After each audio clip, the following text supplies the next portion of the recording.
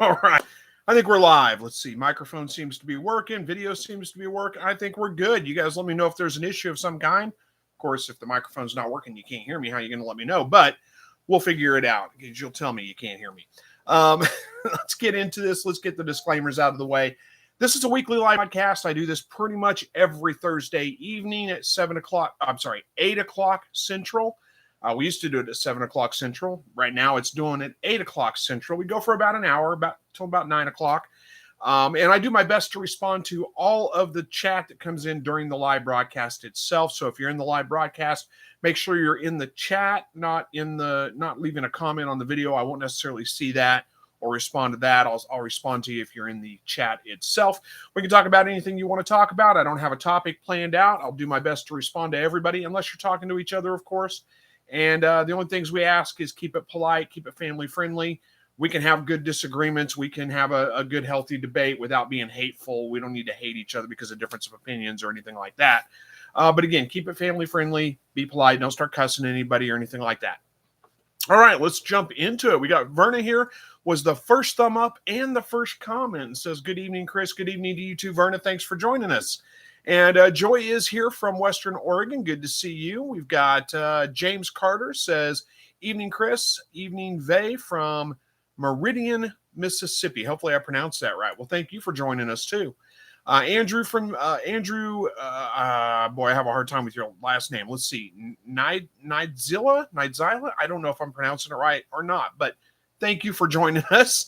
Andrew says, man, have I got a strange mix of colors. Got a jumbo mix of wild white wing, Egyptian, and whites. They just kept them together.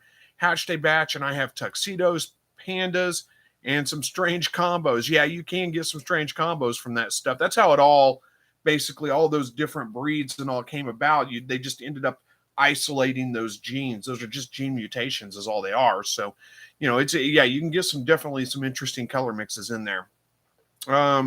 Says just trying to figure out now how we ended up with a couple white wing Egyptians. Yeah, it's hard to say. And then Verna says, one day before they should go into cages, my Egyptian fees broke out of the brooder. Oh no.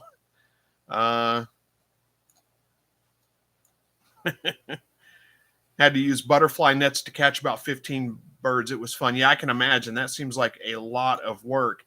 Let's see. Andrew says, I scrolled too far. Hang on. Andrew says, I need to build a quail barn right now. If they break out of the brooder, then fall off the loft and end up being dog toys. Yeah, that would be probably what would happen at my house too. Max is actually, he's pretty bad about like almost any small animal, skunk, possum, raccoon, rabbit, any of those things. He'll just kill them instantly. But the birds, he doesn't. He'll pin them down. I can get them away from him. He doesn't kill them right away. But I'm afraid baby birds, he would be a little too rough for sure, and they wouldn't last long. Joyce says, jumbo quail are like a box of chocolates. You never know what you're going to get. Yeah, I get a weird off color every once in a while with my jumbos.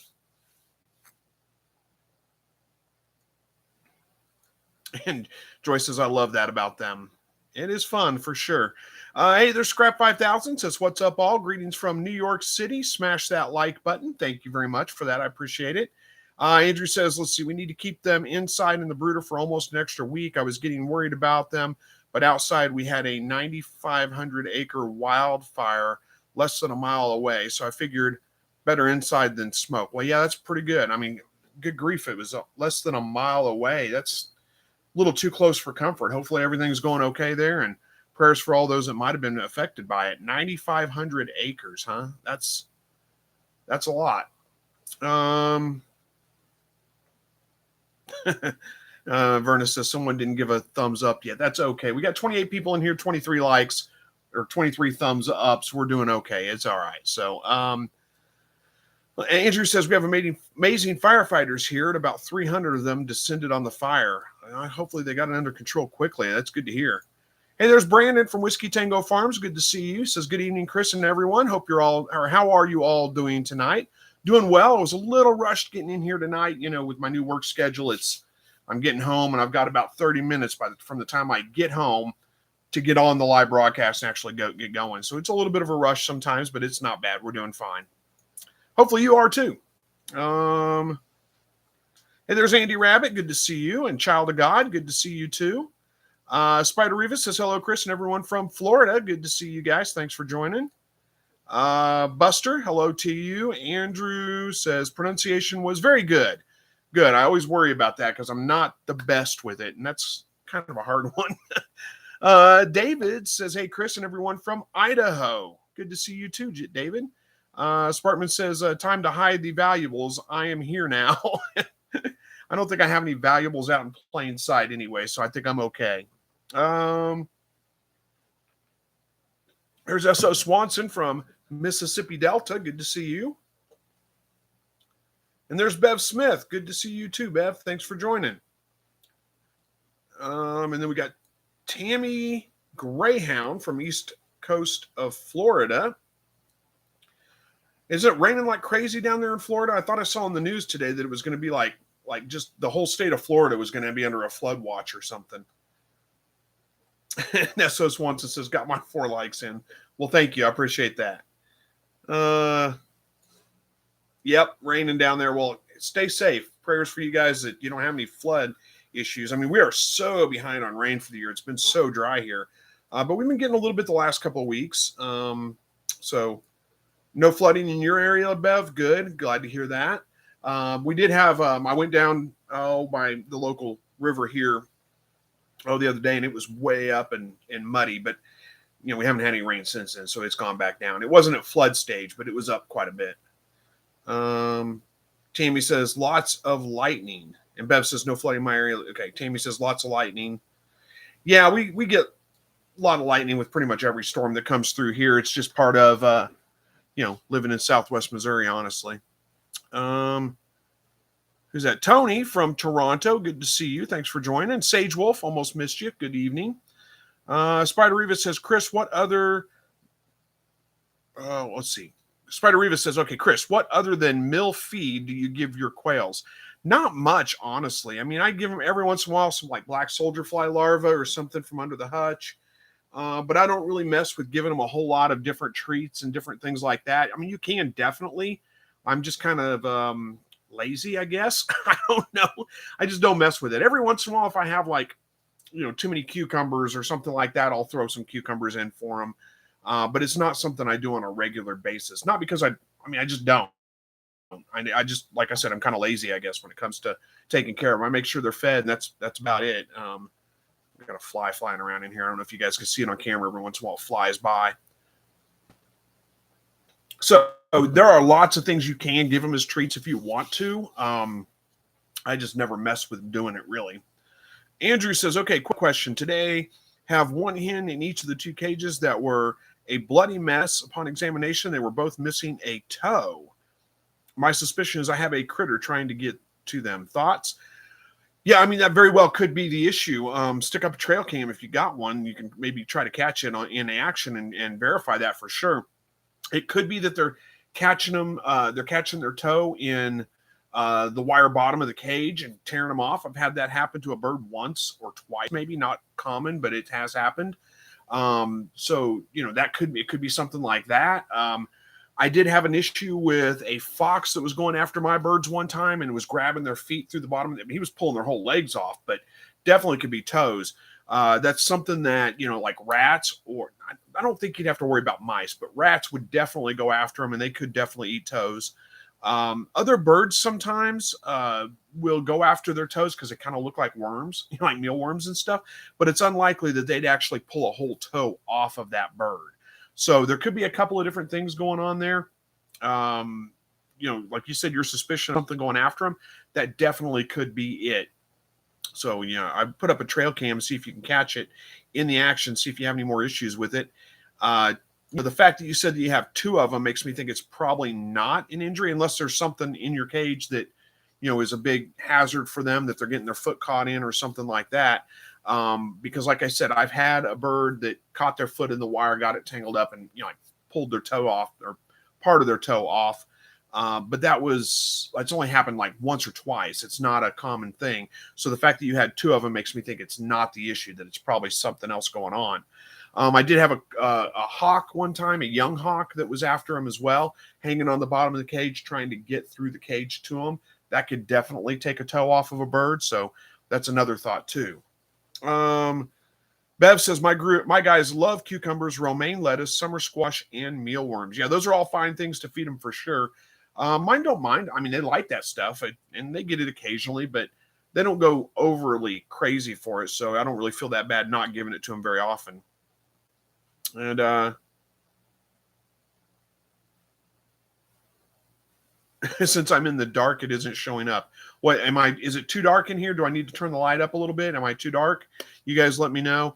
But if you mean like nothing behind me showing up because of what I was supposed to hide the valuables, I said I don't have anything valuable in sight, and it's because it's too dark back there. Maybe, I don't know. And then she also says that if you have yarrow, quail love yarrow. Okay, that's interesting. I don't know if I do or not. I'm not 100% sure what yarrow is. That's one of those I always hear about and forget to look at. Let's see. It looks like it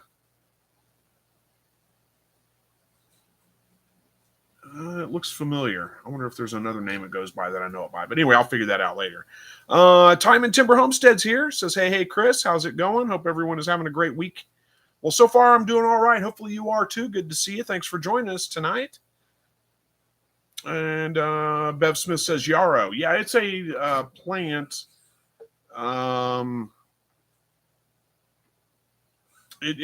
Look it up on Google. You'll see it, and it looks very familiar to me. So I'm sure we have it around here somewhere.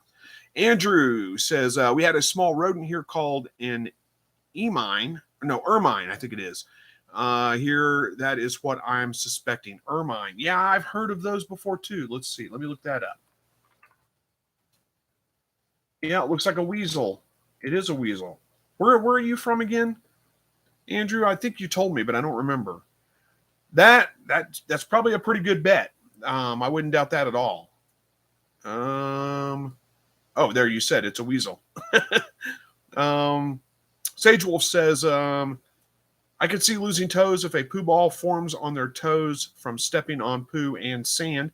Yeah, that's a possibility too. But again, I've only had it happen like once or twice where I've had birds lose toes like that. And it's not a common issue for me. And then Andrew says to Sage Wolf, I've had that problem before, but none of them have signs of that lately. I don't have any issues with like feces gathering on the toes of my birds or anything like that. It's just, that's just not an issue at all for me. I know if you have solid cage floors, that can be a big issue, but it's really not a big problem for me.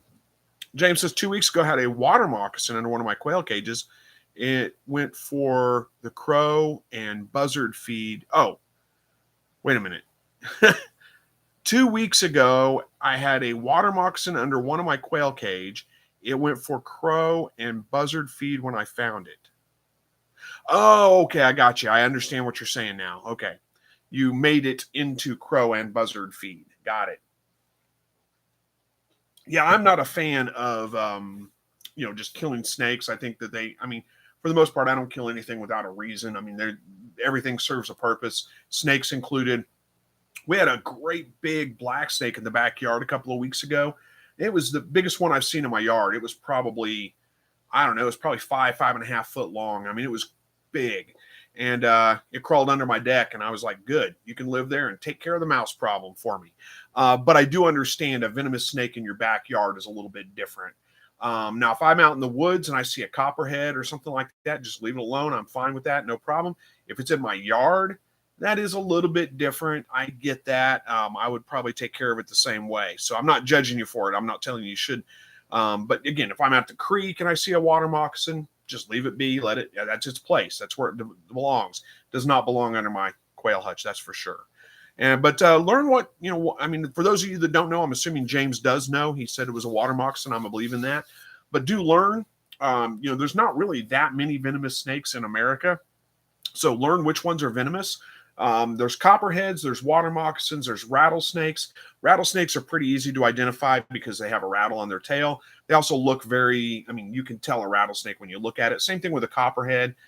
In some places, depending on where you live, you might have coral snakes as well. So if you learn what those 4 snakes look like, everything else is not venomous.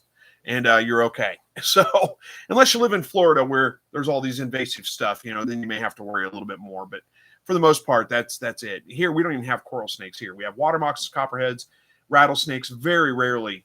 I mean, I've seen maybe 2 rattlesnakes in the wild in my life. And water moccasins, they're not all that common either. Copperheads are pretty common. None of those snakes are super aggressive. I mean, most people that get bit by venomous snakes are either trying to catch it or kill it whenever they get bit. And if you just stay away from them, especially if you see them in the wild, you're usually okay. So Andrew says, Fairbanks, is that Alaska? Fairbanks AK, is that Alaska? I'm assuming that's the only Fairbanks I know, and I don't know the abbreviation. Is that Alaska's abbreviation? Let me look at that. Yeah, it is Alaska. Okay, I didn't know you had snakes in Alaska. Interesting. Time and Timber says, I've been busy butchering quail to reduce my numbers before QuailCon. Yeah, I know that. I don't have a huge number of them right now, so I've got some to process, though. Trying to lessen the animal chore workload for the hubby. He's the best and caring for all the animals while I'm away. Oh, he's not going with you, huh? Too bad. I was kind of hoping he would go with you and we get to hang out a little bit together this year, but that's okay. We'll find another time. You're not that far from me. We'll get together some other time. Sandman9781 says, good evening. I'm excited, or I'm getting ready to raise quail on my own from Kansas City Quail Farm, and I'll be basing my coop on yours. Thanks for those videos. Well, you're absolutely welcome. Good luck with your endeavor there. I'm sure you're going to do great with it. My coop has worked out really, really well for me, but feel free to modify it however you want to make it work better for you. The one thing I will say about my coop, not an issue for me. It works great for me, but the height of it, you may have to adjust a little bit.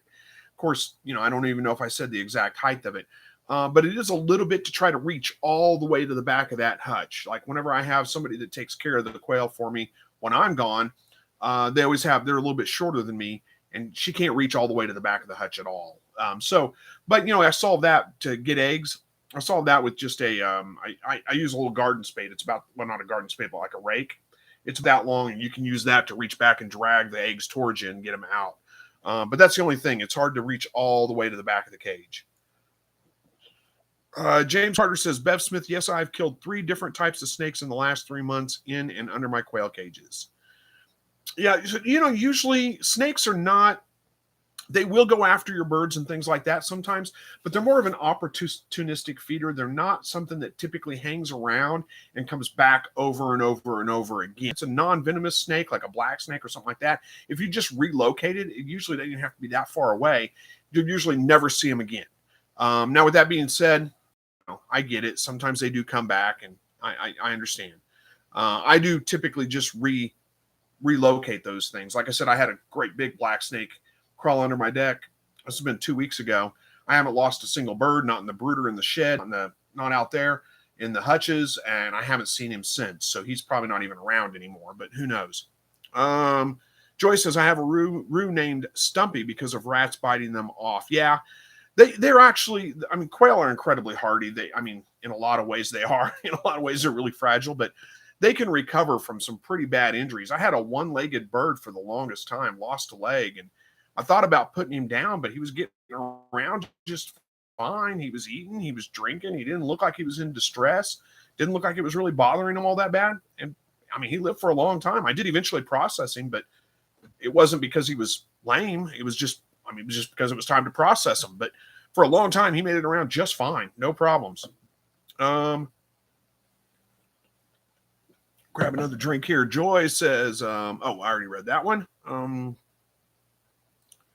And then Verna posted a link for Sandman9781 to go to Quail University. You can do that for sure. That is a very good, I actually haven't been through it, but again, I know that was put together by Jasmine Bass, who's here, Time and Timber Homestead, and oh my gosh, I'm drawing blanks. Myshire Farm. So I know both of them. They're friends of mine. I know that they're going to put out great information, but I haven't personally actually gone through it yet. I need to. I'm meaning to, so I can give good recommendations on it. I have no doubt that it is great information, and you'll get everything you need from it.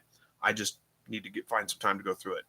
Andrew says, one wonderful thing about Alaska is we have no snakes, no poisonous spiders, no poison ivy, oak, or sumac, and no skunks. So Andrew was not the one that had the. Oh, I must be getting mixed up. You're not the one that had the snake under the hutch. Okay. That was what confused me. So I don't remember. Oh, you have the mink. That's where we were at. Okay, good grief. I'm having a hard time keeping up. Okay, now I understand and I am with you. I will make one correction though. It's not poisonous spiders, it's venomous spiders. Poison you eat, venom eats you. So, but I'm just being a geek about it. So who cares? I know what you were talking about. I don't really care. You can call it poisonous if you want to. We have venomous snakes, we have venomous spiders too. Not very many. It's not that big of an issue. I find black widows and brown recluses all the time. They're not an issue. It's not that big of a deal. But yeah, I don't have any poison oak or sumac here, but lots of poison ivy. And we do have skunks too. Time and Timber says yarrow is a perennial medicinal plant flower native in Missouri. Stops bleeding, promotes quick healing for minor scrapes and such. One of my favorite plants. So it's very similar. Well, there's a whole bunch of plants that do that, right? Like plantain for minor scrapes and things. That's one of the ones that I think of quite frequently. What's the other one? Comfrey is really good for not. I guess comfrey's more for. Well, I guess it works for that too, but more for like bone issues, bone and joint issues and things like that. It works great for that. Anyway, there's lots of things that could. And there's Whiskey Tango Farm. That must be Kristen. Good evening to you. Thanks for joining us.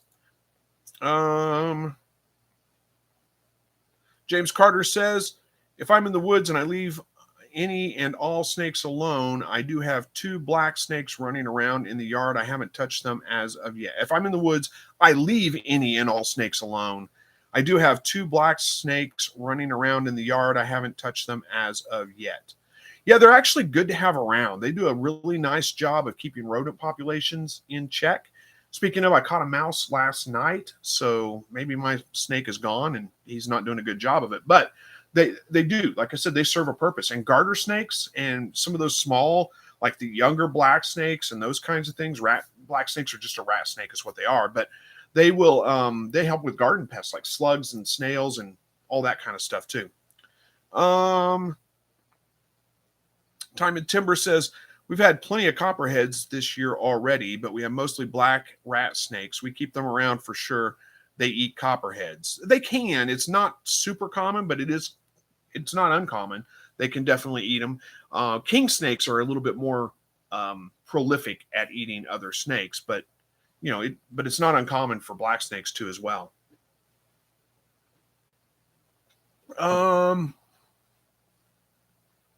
Spider Riva says, Chris, I noticed the peak on a couple of my quails is a little beak. The beak on a couple of my quails is a little overgrown. What can I do to keep them trimmed? There's a couple of things you can do. You can trim them with like a pair of clippers. Just cut it like you would like dog toenails or something. Clip off just the white part. Don't get into the rest of it. You can, I don't know if you could try to put like cuddle bones in there or something for them. I don't know if they'll use them or not. Somebody else might have experience with that and could tell you whether they do or not. I typically am starting to process birds by the time their beak's getting super over. Eventually, they do seem to kind of take care of it on their own one way or another. You'll see them get broke off and all kinds of things. But I don't typically bother with clipping their beaks, but I do occasionally if you get one that's super overgrown, especially like their upper beak is way overgrown on their bottom beak. Sometimes I'll just clip the end of it off. But that's about it. Otherwise, I just don't worry about it too much. See, Bev Smith says, so I'm converting an 18 by 10 shed into an aviary, different cage sections for grow outs. I plan on using a sand mixture for flooring. Should I do something to the concrete floor beforehand? I don't know if I'm going to be the best one to answer that for you because I haven't put them on concrete, but I don't know. I'm trying to think if there's anything you need to put on the floor to protect the concrete floor. I would think probably if you want it to look nice, because it will probably get all stained up if you ever do take the birds out of there and get all the sand off of it. It'll probably get all stained up. So you may want to put something down on top of that, plastic, covering or something like that to kind of keep that from happening. I'm not sure if there's anything else. We'll see if somebody else has a good suggestion for you, maybe. Where we at here? Time and Timber says, I'm still doing chores. Got behind with butchering today. Baby goat bottles are ready now.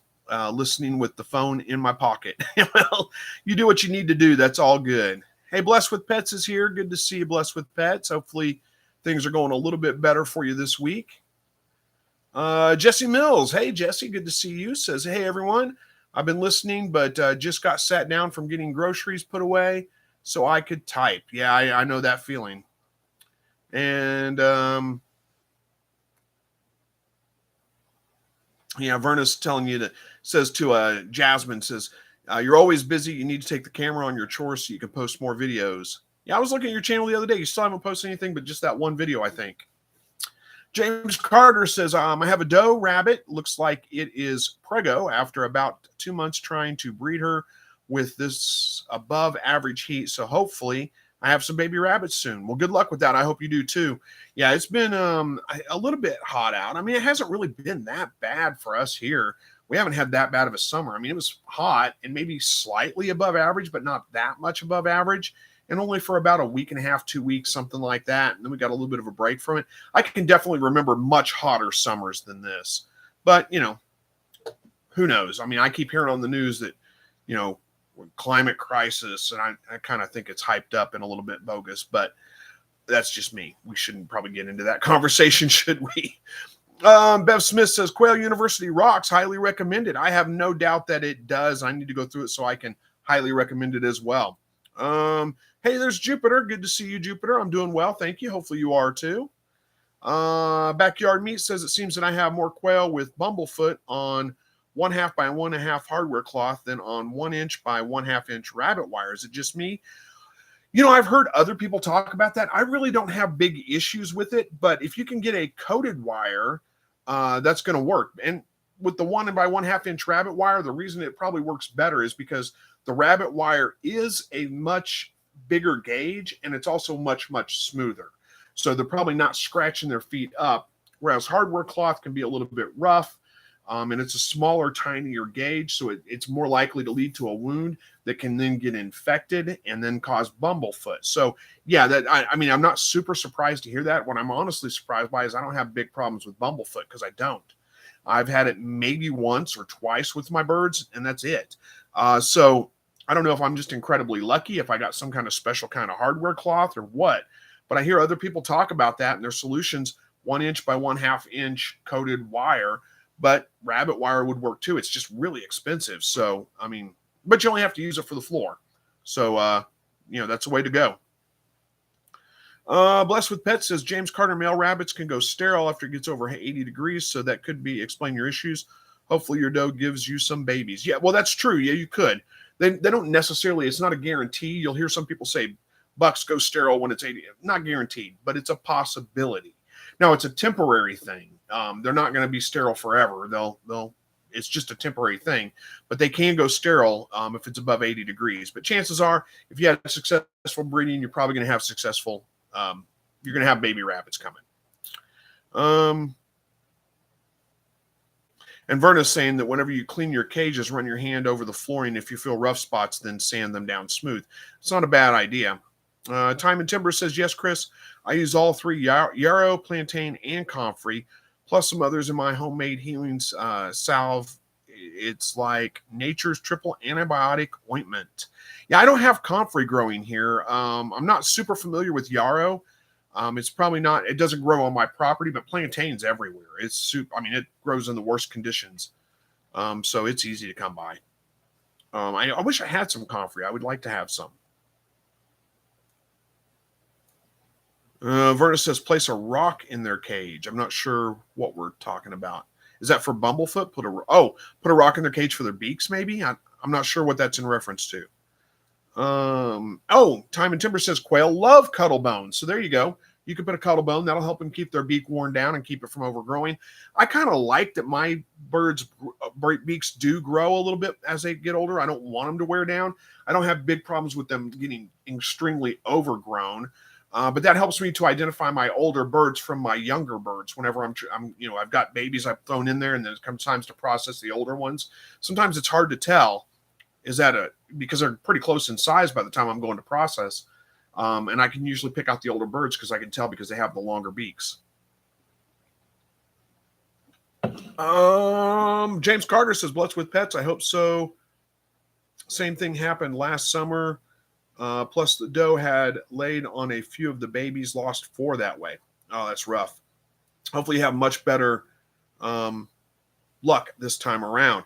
There's Feathered Connections. Good to see you. It says, hey, Chris and Quail Farm. Or fam, that's what it says, Quail fam. Hello to you too.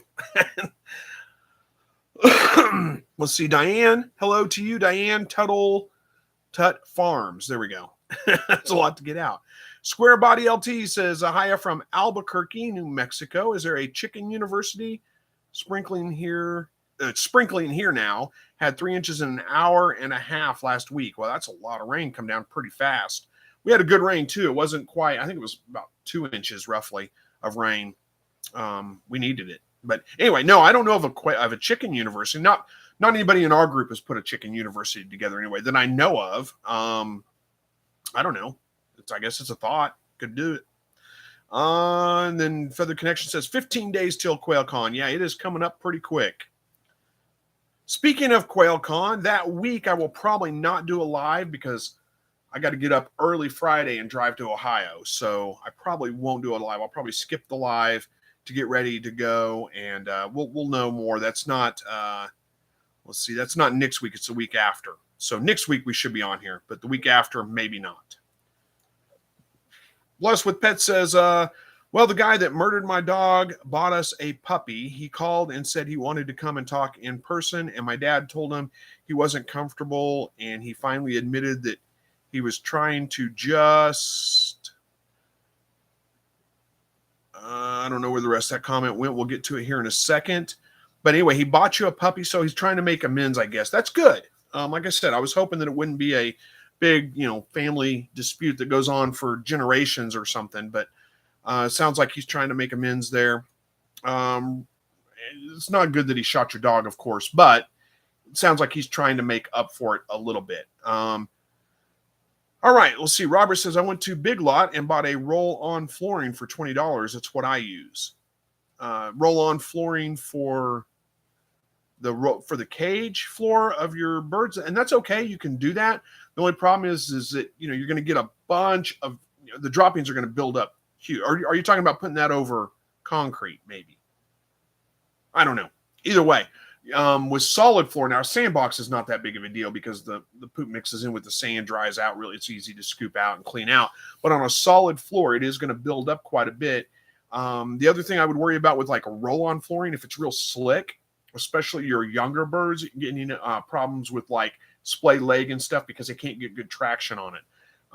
But hey, if it's working for you, I may misunderstand what you're saying exactly, but if it's working for you, it's working.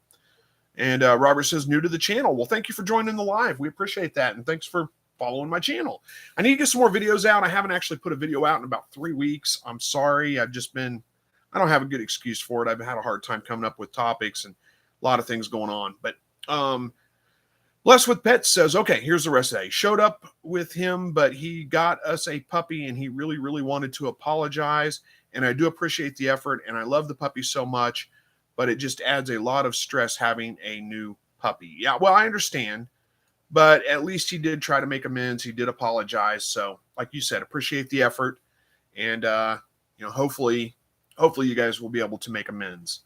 Bev Smith says, "Oh, that was my other question. Wire gauge is the smaller number heavier gauge? Yeah, the way wire works, the smaller the number, the bigger gauge it is. The bigger around it is. So yeah, you're definitely the smaller number heavier gauge." That's what Vern is saying too. Yeah, it doesn't make any sense, does it? But that's the way it is. Spider Eva says, any suggestions to avoid algae in the water? I heard adding oregano leaf into the bucket. What is your opinion on that? I've never heard that before. That's the first time I've ever heard about it. Yeah, SS Swanson says talk to Dale. He can get you some comfrey. He has plenty. May need to do that. I don't know. Anyway, so back to this one. Keeping algae out of the water. I don't have big problem. I mean, if you can keep the sun off of it, if you can hide it from the sun, you're going to have much less algae in it. I don't have big problems with algae. I mean, I get algae builds up in the lines in my watering system, but it's not that big of a deal. It's as long as it's not clogging it up to where water's not flowing, I don't really worry about it, and I just clean it out at the end of the season. I don't care. I mean, the algae doesn't bother me a bit. But if it bothers you, I'm not really sure the best ways to do it other than wrapping your bucket and your lines with something that doesn't let light through. Now, I would stay away from like black because black draws heat and it might heat up things too much. But, you know, if you can get something to wrap around your water bucket and around your water lines to keep them from keeping the sun from hitting them, that's going to help significantly. As far as oregano leaf in the bucket, got me. I've never heard that before. I don't know why that would work, but maybe. Time and Timber says, Chris, I'll get you some comfrey start. I have tons. Well, that'd be easier, wouldn't it? So, but we have to figure out how to get it to me, but we'll figure it out. Hey, there's my sister. My sister's here. Carrie Quattlebaum. That is my sister. Good to see you here.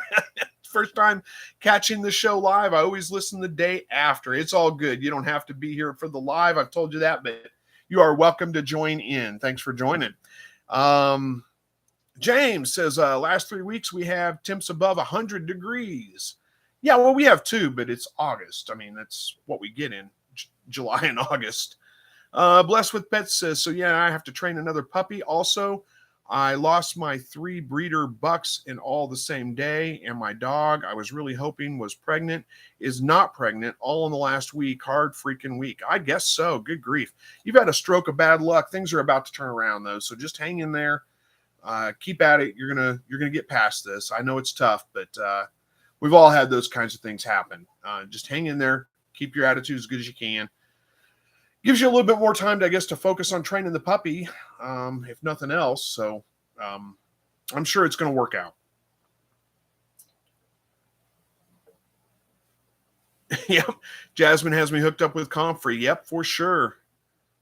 Verna says, you know, the seeds of plantain is what you spend mega bucks for that powdered laxative. I don't buy powdered laxative, but I didn't know that. It's actually, I've never bought laxatives before, but I didn't know that that's what they were used for. Interesting. And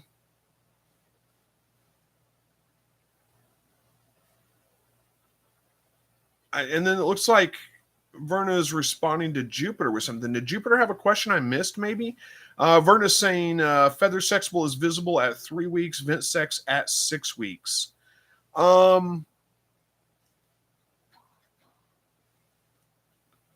So I don't know what the question was. I guess there was a question about it I missed. I'm sorry if I missed that. I will say one thing, though. Vent sexing at 6 weeks is not a guarantee. You have to wait till they're sexually mature, the roosters are crowing, the hens are laying eggs before you can vent sex them. Now, sometimes that is at 6 weeks. Sometimes it's not, though. Sometimes it's going to be closer to 8 weeks. It depends a little bit on the genetics of your birds. It also depends on what time of year, if you've got lights on them or not. You can't vent sex them in the fall and the wintertime when the days are too short. They're not laying eggs. They're not crowing. That you just can't vent sex them. Then you got to do it during the breeding season, basically. So that may be the only exception I would say there. And Verna says, I won't do a live during QuailCon either. Yeah, it's a lot to get going. But anyway, Carrie, my sister, says, I'm treating my first case of bumblefoot on one of my chickens. I used many herbs topically and internally. So, yeah, I saw a Facebook post the other day about a chicken with bumblefoot, and I didn't realize it was your post until after I'd read the whole thing. Sounds like you did hopefully it's getting better. I saw somebody in there suggest putting honey on it. Honey's a great way. I think you already got all the, you got the infection out. That's the important thing. Get whatever's causing the infection out of the foot. You did the Epsom salt soaks with it. That's another thing that you can do with it. Antibiotic ointment. Don't use antibiotic ointment that has pain reliever in it. That can be toxic. But just a regular antibiotic ointment without pain reliever will work just fine. And if you used herbs and things like that, I'm sure it's going great. So Verna's clearing that up for me. The roll-on flooring was for the aviary to cover the concrete over the cement. Okay, that's a great idea. There you go. That makes more sense.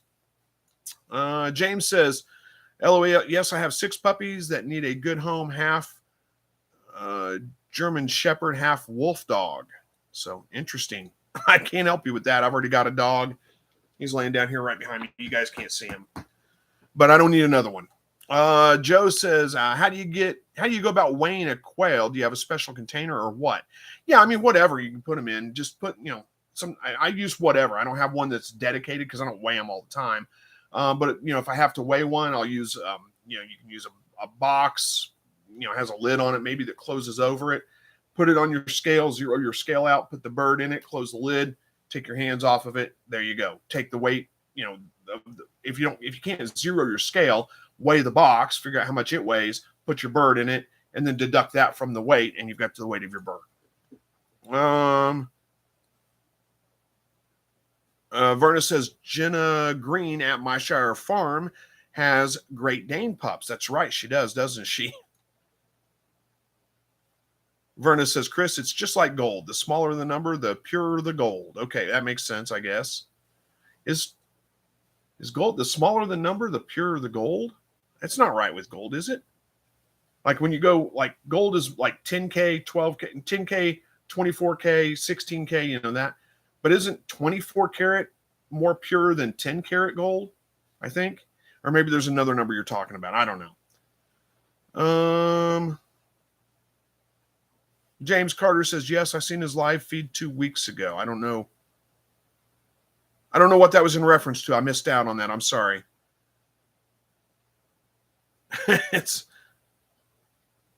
James says, algae will not kill the quail. No, it's not a big deal. Algae in your water is not a problem. It looks gross. We don't like it, but it's not a big deal. Yeah, James says, I've had algae in my watering system for over a month. Yeah, the only problem you have to worry about with it really is if it clogs up your system to where water's not flowing through it. Other than that, it's not a problem. It's okay. Yeah, Verna's saying basically the same thing. She says, no, it won't kill the quail, but the lack of water will when the algae plugs the tubes. Yeah, that's true. You just got to make sure it doesn't plug things up. So I have to get in there and hit the plunger on my water cups every couple of days, just make sure water is still flowing through. And it is. I've never had it actually plug up my whole system. I've had it get pretty close by the end of the season. And then I just get it out and clean it out at that point, but it's never actually plugged it up. Bob Cole says, to Spider Revis, I use a dark blue bucket from Lowe's and use the black Rainbird irrigation tubing and no algae. So there's a thought too. Carrie says, let's see, I put a fresh oregano in the chicken water for the health benefits. I'm not sure if it helps algae though. I don't know. Do you have algae in your water system? I'm not sure. But you don't have a water system, do you? You don't have like tubing and all that. You just have a waterer for your quail or for your chickens. That's what they're called, chickens, I think. James says, I flush my system once a week. Yeah, I don't bother. I do it at the end of the season. Robert says, apple cider vinegar, half a cup to a 5-gallon bucket. It changes the pH enough so it doesn't grow. Yeah, that would probably work too. Half a cup, though, that's a lot for a 5-gallon. You go through a lot of apple cider vinegar by the end of the season, I would think. I don't know if you'd even need quite that much, would you? But either way, if you want to do it, do it. I mean, but again, I just don't worry about it. Algae's not going to hurt them. Blessed with Pet says, thank you, Chris. I auditioned for American Idol yesterday, and I should hear back soon. So we'll see. Pray that could be my stroke of luck. If not, it's just going to add to the negative things. But I'm holding up. Well, don't let that. I mean, if you don't get selected for that, that's not a negative. It's just you just didn't get selected. It's not that big a deal. But I do hope. I do hope you do. What song did you sing? I think you were saying you were going to sing, right? What did you end up singing for him? Let's hear. Andrew says, on Sexing Birds, anyone ever have a mute rooster? We had a white we thought was a hen, never crowed, never had any suspicions till I saw it mount a hen, vent sexed it, and yep, a roo, still no crowing. Boy, that would be something, wouldn't it? If you could somehow isolate that gene and develop a whole bunch of roosters that didn't crow all the time. That would be something. I don't know if I've ever had that or not. I don't pay that much attention to my individual roosters. I hear them crowing from time to time, but I don't go out there and watch each one to make sure that each one's crowing. So I don't know.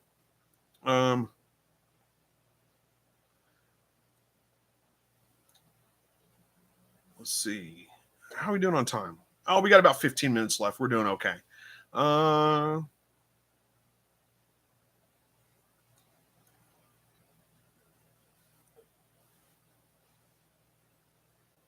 see.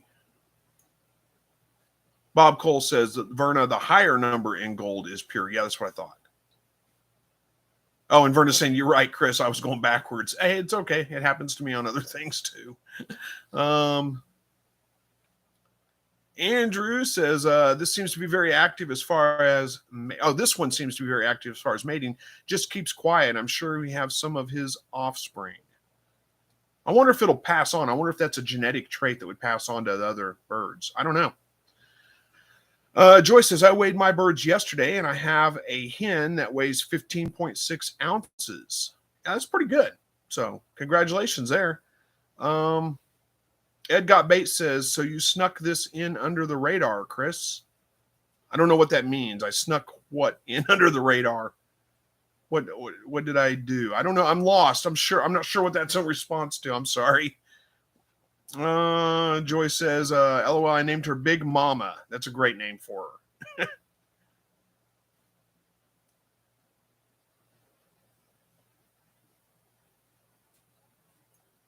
Let's see. Silver Creek Aquatics is here. Good to see you. Ed says, would have been sooner, but Chris didn't have a live scheduled. Oh, this live, yeah, I set it up just like I always do, about half an hour before I got on here. Maybe your notifications just didn't work for some reason. I didn't try to do anything sneaky. Now I get what you're saying. Now I understand. And it's okay. We don't take attendance, but I appreciate you being here one way or the other. Let's see where we at here. Hey, there's PJ's Family Farm. Good to see you. Joyce says, I think they're about 12 weeks old, so you got them at, well, they're full grown then. Verna says only need a teaspoon of vinegar per gallon. Well, I mean, a teaspoon of vinegar per gallon is kind of what they suggest for like health benefits. You guys have been around for a while. You probably know how I feel about apple cider vinegar and the health benefits of apple cider vinegar. It got really pushed as some kind of like wonder drug several years ago, and I got really fed up with that because it's not. It does have probiotics in it, and it is good for your gut and all that, but it's not any kind of miraculous wonder drug. Now, 1 teaspoon of vinegar, or that's a tablespoon, isn't it? Tablespoon of vinegar per gallon is kind of what they recommend for that kind of stuff. But I don't know. He was talking about to prevent algae growth. So that may take more than that to prevent algae growth. I don't know. I always feel bad for the birds and things like that. If you're, especially if you put a half cup. Well, I don't know. How many tablespoons are in a cup? I don't remember. So that may be, 1 tablespoon per gallon may be the same as a half cup. I don't know, honestly. Anyway, if you're putting a half a cup of apple cider vinegar to a 5-gallon bucket, I always kind of feel so. I wouldn't want to drink apple cider flavored vinegar or flavored water. But I don't know. I guess the birds are okay with it. James Carter says, LOL, have a blessed night. All the wife is calling me. Well, you better go answer that one. You take care. Thanks for joining us. Silver Creek Aquatics says, can be eaten by critters. What can be eaten by critters? I don't know what that means. But anyway, Spider Eva says, great information. Thank you all. Well, you're absolutely welcome. James says, great show tonight, Chris. Well, thank you. Appreciate that. I kind of wish we could all hear each other instead of me having to read all your comments. I wish we could just talk and interact. That would be a little easier. Look at setting something up maybe at some point. I don't know. Silver Creek says you can also spot treat algae with a Q-tip and some hydrogen peroxide. Make sure the hydrogen peroxide has a couple of hours to gas off if you use too much on accident, though. Okay, well, that makes sense. Oh, so Blessed with Pets says, I sang Grandpa, Tell Me About Them Good Old Days. Interesting. I've heard that song. I don't know it well. I'm not a huge country music fan, but I know that song. I've heard it. So, well, good luck. I hope that you do well with that. Or did well, I guess. Joy says, I have a roux that's very quiet. his sons and grandsons are quiet too. Well, maybe it is a gene that you can identify and isolate. That'd be interesting if somebody did isolate that somehow and get us some quail that didn't crow very much. Silver Creek Aquatic says gas off means let it sit outside. It will set off extra gases from the water, making it better to use, especially if using peroxide. It can be bad, but if you're using a Q-tip, you're fine. So yeah, I knew what you meant by gassing it off and letting it set outside for a while. Verna says Chris only has time to put his notifications about a half hour before he is live. Yeah, I set it up. It was close to a half hour, maybe a little less, but not much.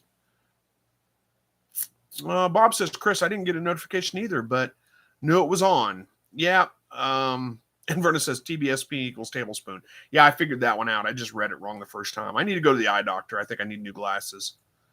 I find myself sitting here at the computer doing this to try to look through the bottom of my glasses to see better.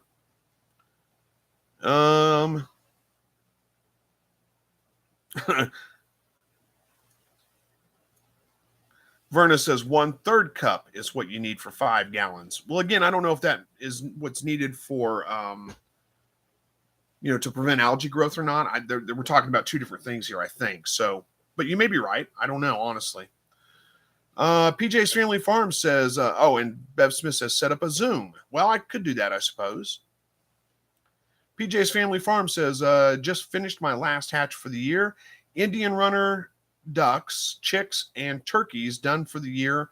Sold every egg I had on the property today. Wow, it's been productive then. Verna says that if I use StreamYard, I could do that. Well, that's a thought. I could do that too. See, Silver Creek Aquatic says can be eaten by critters, i.e. the previous comment about algae. Oh, algae can be eaten by critters. Okay. I guess that's what you mean. Okay. If you could find a critter that would eat the algae, that would be all right, I guess. Robert says it was something my grandparents passed along. What are we talking about? What was something? I don't know. I don't know what you're talking about there. Sorry. Sometimes by the time I get to the comment, it's a ways down from what I said earlier. So if we were talking about something, I forgot what it was. I'm sorry. So Blessed with Pets wants to know what kind of fish that Silver Creek raises. Silver Creek says lots of tropical fish. PJ's Family Farm says, thanks, Vernon. It seems like every time I get my grandson, I'm hatching something. He loves it. Well, that's all right. Then that works, doesn't it? Blessed with Pets says, you got balloon mollies? Oh, talking to Silver Creek Aquatics. Took me a minute to register what that was. Andy Rabbit says, just got home. My dog got out while I was gone. I just found her. Well, I'm glad you found her. Andrew says, everyone have a blessed weekend. And those of you lucky enough to go to QuailCon next week, travel safe. Well, thank you very much. I appreciate that. It's actually not next week. It's a week after, but anyway. Silver Creek Aquatic says mollies, angelfish, ghost knives. Is that coolies maybe? Neon tetra, cribensis cichlids. There's a whole bunch of them. You can read them all if you want, but that's all that they raise. I don't know much about tropical fish. Verna says, Chris, at your age, you have to worry about the cataracts messing with your vision. Well, I guess that's a possibility. I don't think that's it. This is the same. I've been running this prescription for like 3 years, so it's probably time to get an updated one. I was there a little over a year ago, and my eyes were okay. They hadn't changed much, but I think they have a little bit now, and I need to probably update my prescription. Silver Creek. Okay, you're talking to Blessed with Pets. I'll let you do that. Blessed with Pets says, okay, we'll let you guys talk to each other. We're running out of topics. We got about 6 minutes left, but I've actually come to the end of the topics. Max, quick. So maybe I'll go back and read a few of those. Silver Creek Aquatics said, yes, Blessed with Pets, that I have a few of those fish you were asking for. I'm working on a line of mollies using balloon mollies as a base for the darker gold color and blue spots for their dorsal and tail fins. That sounds interesting. And Blessed with Pets says she's got Pleiades, balloon mollies, and goldfish. I'm experimenting with housing goldfish with the live bears, frequent water testing, and close observation of the fish. So far, so good. And Blessed with Pets says, Chris, do you palpate your does? No, I don't bother with it. I just assume they're going to have baby 30 days from the day I bred them and put the nest box in a couple of days before that. Actually, I start testing with throwing some straw in, and whenever they start hay stashing, then I put the nest box in. I don't bother with palpating them. I always find palpating really difficult to do, not easy. And it's very easy to make, to get it wrong one way or the other. Vay says, let's see, Verna says, Chris, I'm getting in stacking rabbit cages as they will work better for the rabbits Andy is selling me. Oh, yeah. Okay. So you're getting rabbits too. My goodness. You got a lot going on in that little apartment of yours, don't you? But yeah, if you're housing them inside, stacking rabbit cages is the way to go. Silver Creek Aquatics says generally cause issues with too much phosphorus in the. Okay, you're talking about the fish again with Blessed with Pets. I'll let you do that. There's was that 50 honey blossom says hi from Nambia. Well, hello to you, and thank you for joining us. We're about done. We only got about 3 or 4 minutes left here in the live, but I'm glad you were able to make it. I had something come up on my screen that I can't get away, and I can't see the comments all of a sudden. I don't want to see more. Go away. Go away. What is that? There it went away. Bob Cole says, I seem to be stuck as I get a 50% hatch every time. Should I be satisfied with that? Think not. Well, no, a 50% hatch is not it's not terrible. So I wouldn't be terribly disappointed with that. But you can go back through my series I've put together on how to improve your hatch rate. First things first, if you haven't already, check your incubator, make sure that it's actually reading accurate. You may have some hot and cold spots in there too, so that may be part of the issue. Make sure your fan is working if you've got a forced air kit, but throw a couple of thermometers, calibrated, accurate thermometers, make sure they're calibrated and accurate. Throw them in your incubator, run it for a little while, and see what they read, and make sure that your incubator is reading the temperature correctly. That's the biggest issue that's going to affect your hatch rate more than anything, is that right there. But anyway, you may have already done all that because I'm sure we've talked about that many, many times, but you can go check out my video series. You can go to my channel page and you can find it. There's a playlist for improving your hatch rate. You can go through that and it helps you with, it'll walk you through it all. Or Verna's got a suggestion to go through Quail University and posted a link there for you.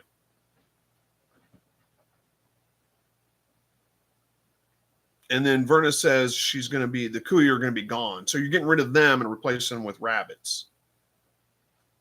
50 Honey Blossom says, your videos help me with a lot. I have around 200 quail. I haven't bought eggs from the shop in more than a year. Thanks a lot. Well, you're very welcome. I'm glad to hear that. Thank you for watching them. Verna says, PJ, because I want meat rabbits, Kui take too long in gestation time. Yeah, I kind of thought that too, but I wasn't sure. And Bob says, I have the calibrated Taylor thermometer and Govee in their brand new Brisnia incubator. Have you checked your fertility rates? Get a handful of eggs, 10 or 15, and crack them open and check to see if they're fertile or not. And then you can maybe it could be a fertility issue. There's a couple of different things, but really it's temperature. Make sure you're not running your humidity too high, especially during the first part. Are the eggs developing, just not hatching, or are they not developing at all, the ones that don't hatch? Those are a couple of questions to look at. If they're developing and not hatching, one of the things I would be concerned about is maybe your calcium levels. If your calcium levels are too high, like if you're adding extra calcium for your birds, it could make thick eggshells, and it makes it very hard for the birds to hatch out. If they're not developing at all, again, check your fertility rates. That would be where I would go to first with that. That's all I can do in a quick time, and we're out of time now, so I'm sorry, but we're kind of running low. But those are just a couple of tips there that I would check on. I haven't used a Brisnia incubator, but I hear good things about them, so I'm sure that it's going to work right.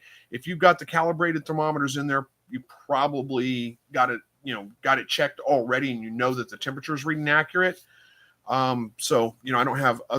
I don't know where else to send you with it right offhand, but those are my couple of suggestions. 50 Honey Blossom says rabbits aren't an option for me. I'm seriously considering them, but my kids won't forgive me. I find that adding new breeding roosters every 6 months helps when hatching rates get low. Yeah, I actually don't have problems with my hatch rate, and I've got birds that are going on 2 years old probably. And but yeah, it's not a bad idea to add some new roosters in every once in a while. Blessed with Pets says, yeah, that's what I have heard. But okay, you're talking to whoever that is. I can't remember now. I'm getting mixed up. You're talking about fish. There we go. Bob Cole says 35% humidity, 75 for lockdown, candle at lockdown, Canback feed, no added calcium. Okay, so again, check to see, are the ones that aren't hatching, are they developing and not hatching, or are they not developing at all? It could be a fertility issue. That may be something to look at. Or 35% humidity. I mean, that's not too high at all. 75 for lockdown, that's right where you need to be. You could bump the humidity up a little bit for the first part to probably about 45 to 50%. But you don't need to go over that. It sounds like you're doing okay on that. So they're developing fine, but not hatching out. Are you giving them enough time? That's the other thing too. You get a big hatch all at once, and then usually it's going to take another day or two for the rest of them to kind of all hatch out. So are you giving them a couple of days after that to give them time to go ahead and hatch? That's the other thing too.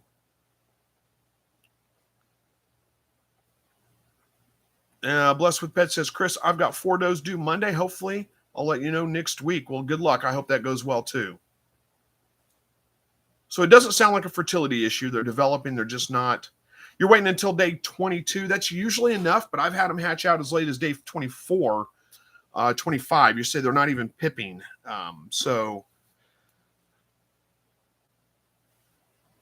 And then, Verna's saying, Bob, when you take your first hatchings out, add water to the incubator, give it a couple of days. Yeah, if you're controlling the humidity at 75%, though, that's probably not the issue. It's puzzling, and I don't have time to kind of figure it all out because we're out of time tonight. But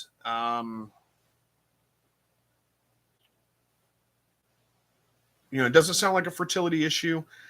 I still would say go back to the temperature. Make sure, maybe move the thermometers around, see if you got some hot and cold spots in your incubator maybe. It sounds like a temperature issue more than anything to me. We can pick it back up again next week if you haven't figured it out. Andy says lower the humidity a little bit. Well, you may be right. I mean, the humidity 35% is not too high at all, but you're probably not really accurately measuring humidity. And at 75% at lockdown, that's not too high either, but you could bump it down just a little bit to make sure it's not getting too high. In order to get accurate humidity readings, you really need to do relative humidity, which would be using something called like a wet dry bulb. And it's not terribly hard. You can look it up on Google and figure out how to do it. If you're using the humidity gauge on the incubator, those are notoriously not completely accurate. It's close, I guess, but it's not real accurate. And Andy Rabbit's saying at lockdown, lower it a little bit. Bev Smith says, I dry hatch at 75% hatch rate. Well, it depends on your climate, though. If you live in a really arid climate, a dry hatch is not going to work. But I agree. In the summertime, I dry hatch too. In the fall, when it gets a little bit drier out, in the wintertime, when the air is a lot drier, our humidity levels drop, I have to add some water and get the humidity up a little bit in order to hatch. But you're right. It does depend a little bit on your climate. I do a great job with dry hatching, but only in the summer. So I get it.